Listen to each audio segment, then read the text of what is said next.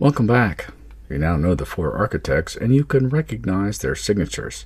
Today, you are going to discover why you naturally rely on one or two of them more than the others, and why that's not a problem to fix. By the end of this video, you will understand your primary pattern as a strength to use consciously, not a limitation to overcome. Here's what most people discover when they start practicing recognition.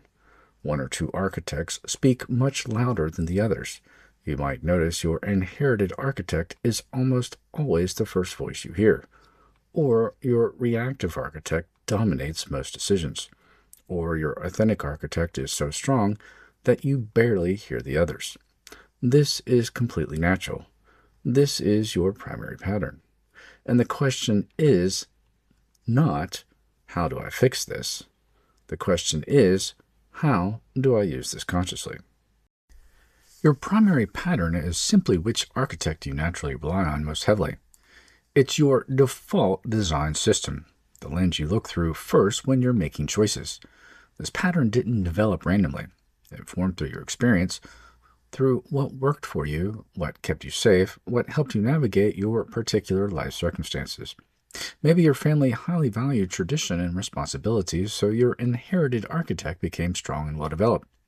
Maybe you faced significant challenges or uncertainties, so your reactive architect became sophisticated at protection and preparation. Maybe you grew up in environments where social intelligence was crucial, so your external architect became highly attuned to relational dynamics. And maybe you had space and support to explore your authentic preferences, so your authentic architect developed clear and strong. Your primary pattern is your brain's efficiency system. It's saying, this approach has served us well. Let's use it as our default.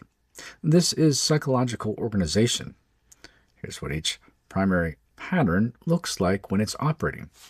If you have an inherited primary, you naturally think in terms of proven approaches, responsible choices, and established wisdom. You build on solid foundations.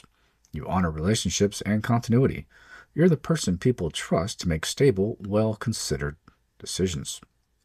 If you have a reactive primary, you naturally think in terms of realistic assessment, risk management, and learning from experience. You spot potential problems others miss. You create sustainable strategies. You're the person who ensures adequate preparation and protection. If you have an external primary, you naturally think in terms of social dynamics, strategic positioning, and beneficial connections. You read the room instinctively. You build networks and influence. You're the person who navigates complex social and professional situations with skill. If you have authentic primary, you naturally think in terms of values alignment, inner knowing, and genuine resonance. You stay connected to what's true for you. You make choices with integrity. You're the person who maintains authentic expression even when it's challenging.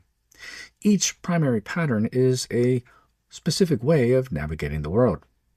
Each one is intelligent. Each one is valuable. So if primary patterns are strengths, where's the challenge? Well, let me show you the difference between using your primary consciously and being unconsciously controlled by it. The limitation isn't having a primary pattern. The limitation is when your primary operates unconsciously, when it makes all of your decisions and you don't even know it. Let me show you what this looks like. I want you to imagine someone with a strong inherited primary. Let's call her Maria. Maria automatically follows traditional career paths because that's what successful people in her family do. She feels stuck and unfulfilled but doesn't understand why. When she considers something different, she immediately thinks, well, that's not realistic for someone like me, and dismisses it without further exploration. She's not choosing traditional consciously. She's unconsciously following it because it's the only option she can see. Conscious inherited primary looks like this. Maria recognizes that my inherited architect valuing stability and proven approaches, that's important wisdom. And then she asks, what do my other architects suggest? My authentic architect wants work that genuinely excites me. My reactive architect wants financial security. My external architect sees strategic networking opportunities. She makes a choice that honors tradition and authenticity, a career that's both responsible and meaningful. She's using her inherited strength consciously while incorporating other perspectives. The difference? She's directing her architects instead of being directed by them. Let's look at one more. Someone with a reactive primary, we'll call him James. Unconscious reactive primary. James automatically says no to opportunities that involve any risk or uncertainty. He's built such a strong protective wall that nothing can get in. He feels safe, but also trapped. When someone invites him to something unfamiliar, he immediately feels anxiety and declines without considering what he might be missing. He's not choosing protection consciously. He's being controlled by unconscious protective patterns. James recognizes that my reactive architect flagging potential risk, and that's a valid protective intelligence. But then he asks, is this a genuine threat or am I being overprotective? What do my other architects say? My authentic architect is actually excited about this.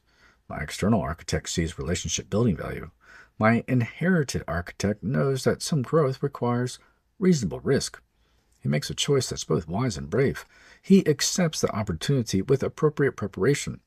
He's using his reactive strength to prepare well, not to avoid all risk. The difference? He's choosing when to protect and when to grow, not automatically protecting against everything. There is a pattern. The unconscious primary, only one architect is visible. It makes all decisions. You feel controlled. Limited, maybe stuck. Conscious primary, you recognize which architect is speaking. You consult the others. You choose which to prioritize. You feel free, clear, and empowered. Your primary pattern remains a strength in both cases. What changes is your relationship to it. So how do you make this shift from unconscious to conscious? How do you transform your primary from controller to tool? Well, here is your practice. The shift from unconscious to conscious primary happens through 3 simple practices. Practice 1, identify your primary.